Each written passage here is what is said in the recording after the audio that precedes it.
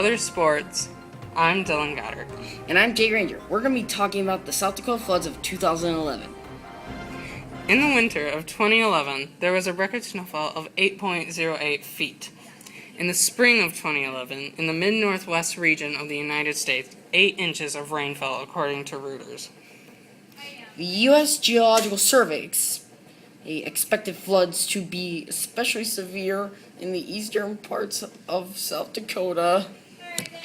Police and National Guard went door-to-door in Minot, urging up to 12,000 residents to evacuate as officials cut natural gas service. Wow, they cut natural gas service. Why? Because the neighborhoods along the Souris River had been affected by rising waters. 6 reservoirs in the upper Missouri River were straining at or near capacity, forcing the U.S. Army Corps of Engineers to release water to push the river silver-free above already high levels. Jay, wouldn't that cause worse flooding? Yes, but if they didn't release the water, the reservoirs could give way and cause worse flooding. Some people believe that the Corps of Engineers could have started releasing the water earlier. What about the aftermath, Jay? Aftermath? I have ties. Not that kind of aftermath. What happened to the people after the flood? Oh, oops. After the water stopped rising and the people affected asked for help, FEMA initially denied a state request for individual assistance. I think that's sad. No, it's okay, because Governor Dennis DeGarde ordered a call center to be opened from July 27th to 29th and an online survey to be posted in order to gather more flood damage information from homeowners in 11 counties hardest hit by high water.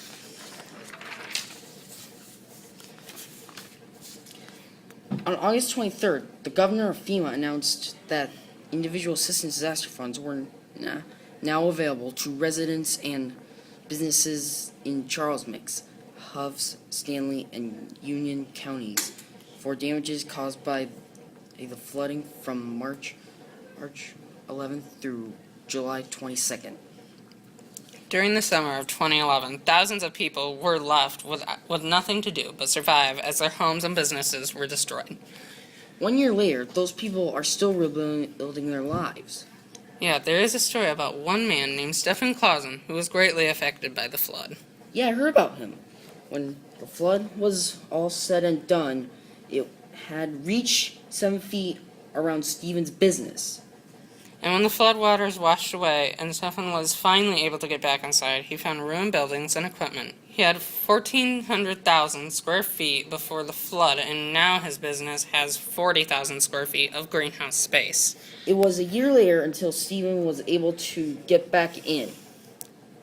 FEMA's individual assistance program includes a wide range of aids, such as home repair, temporary housing, grants of serious disaster-related needs and expenses not converted by insurance or other assistance programs. I heard that the U.S. Small Business Administration, SBA, makes low-interest disaster loans to homeowners, renters, businesses of all sizes, and private, nonprofit organizations to repair or replace disaster damaged or destroyed private property. People affected by the flood were all put into shelters, or they moved away to live with other family members because they could not return to their own homes. Then when they were able to get to their homes, everything was ruined or damaged. Think if this happened to you, and you lost everything you loved, and all that was left were the few clothes you brought and the few other possessions you were able to bring. I know I wouldn't like that at all. One of the only ways people survived this experience mentally was the help of FEMA. Don't forget the SBA. They were a big help too. It is great that both FEMA and the SBA both helped the residents of the 2011 flood. Thanks for watching this podcast for the South Dakota flood. This is Jay Ranger. And Dylan Goddard. Go Bulldogs!